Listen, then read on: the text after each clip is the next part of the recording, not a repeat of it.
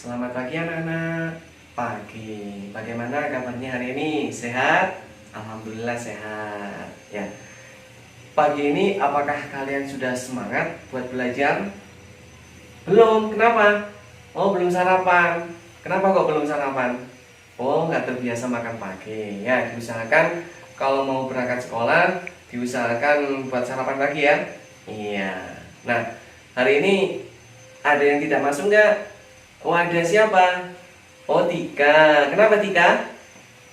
Oh, sakit apa? Sakit gigi. Ya, kita doakan semoga Tika cepat sembuh ya. Amin. Nah, untuk memulai pembelajaran pagi hari ini, alangkah baiknya kita berdoa dulu ya, sesuai dengan kepercayaannya agamanya masing-masing. Berdoa, mulai.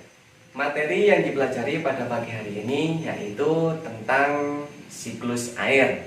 Nah, sebelumnya kalian diperhatikan dengan seksama video pembelajaran tentang materi siklus air. Lalu, tahukah kalian apa itu siklus air?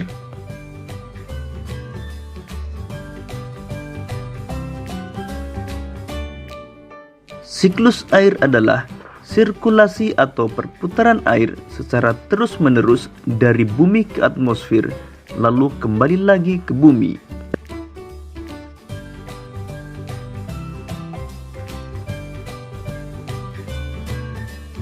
Secara garis besar, siklus air melalui 3 tahapan, yaitu penguapan, pembentukan awan, dan terjadinya hujan.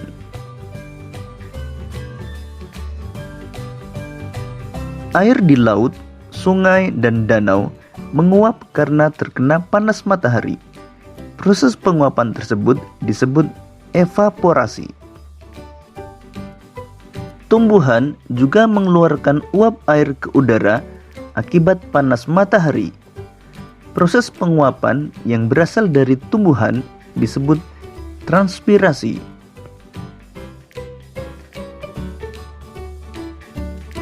Uap air dari permukaan bumi akan naik ke udara dan membentuk awan.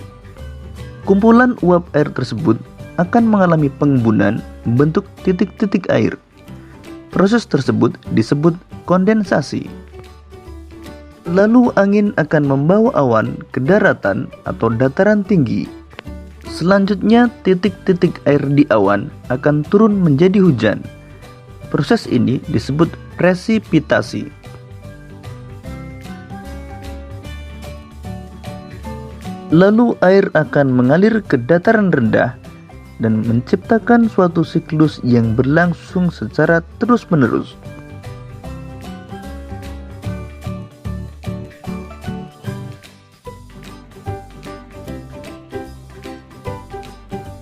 Demikian tadi penjelasan tentang siklus air.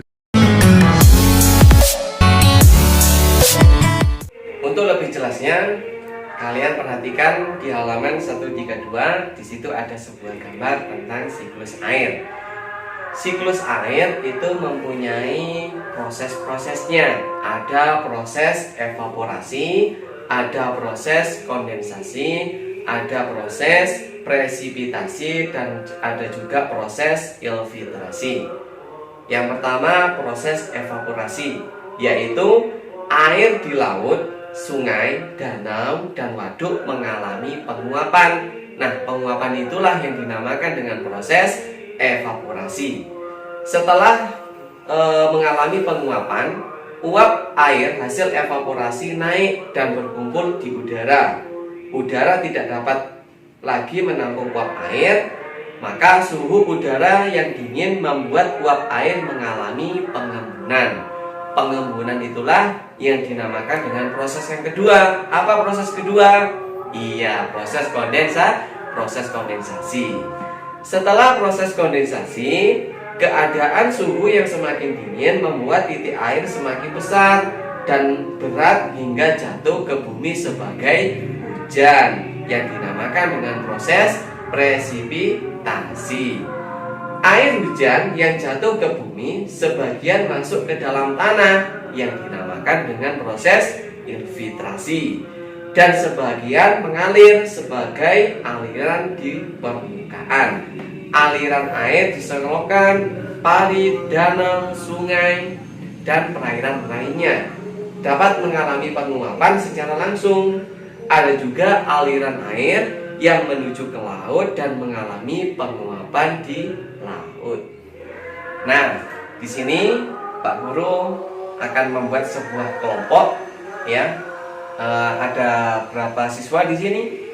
Oh, 17 siswa. Ya.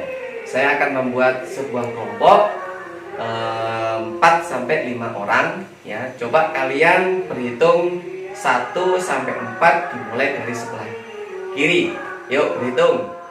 Nah, semuanya sudah membentuk kelompoknya masing-masing, ya. Ya, dari sini saya beri kelompok 1, 2, 3, 4, dan 5. Kelompok 5 yang terakhir. Diperhatikan di halaman 132, di situ membuat bagan siklus air. Nah, tugasnya kalian membuat bagan siklus air.